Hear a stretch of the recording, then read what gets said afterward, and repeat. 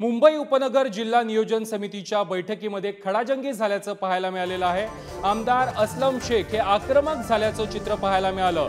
चेतना college Bandra येथे ही बैठक आयोजित करण्यात आलेली होती आणि या बैठकीमध्येच खडाजंगी झाल्याचं पाहायला मिळालंय। पोलीस आयुक्त आणि पालिका आयुक्त उपस्थित नसल्याच्या मुद्द्यावरून आमदार असलम शेख या बैठकीमध्ये चांगलेच आक्रमक झालेत। अधिकारी बैठकीला गांभीर्याने घेत नाहीत असा आरोप देखील असलम शेख यांनी केला आहे।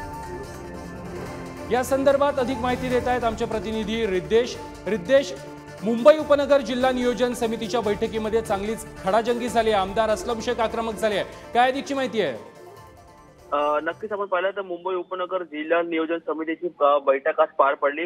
बांद्रा येथील चेतना कॉलेजमध्ये ही बैठक पार पडली आणि या बैठकीमध्ये सर्व जे उपनगरचे सर्व आमदार आहेत ते देखील उपस्थित होते। असलम शेख असतील, अमित साटम असतील, आशिष शेलार असतील, हे सर्व उपनगरचे महत्वपूर्ण जे आमदार आहेत या सर्व बैठकीमध्ये उपस्थित होते। आणि या बैठकीमध्ये असलम शेखांची ही मंगलप्रभात लोढा उपनगर जिल्ह्याचे जे पालकमंत्री त्यांच्यासोबत खडाजंगी झाली। त्यांच्याकडून आरोप करण्यात आला की या बैठकीत मुंबईचे पोलीस आयुक्त आणि पालिका आयुक्त हे उपस्थित राहत नाहीत। या संपूर्ण बैठकीला ते सिरियसली घेत नाही का असा त्यांचा प्रश्न विचारण्यात आला आणि असं आधी देखील झालं होतं आणि या विषयावर त्यात आता पुन्हा त्यांनी एक आक्रमक भूमिका घेतली आणि आपल्या या बैठकीमध्ये असलम शेख आणि मंगलप्रभात लोढा यांच्यामध्ये खडाजंगी ही पाहायला मिळाली।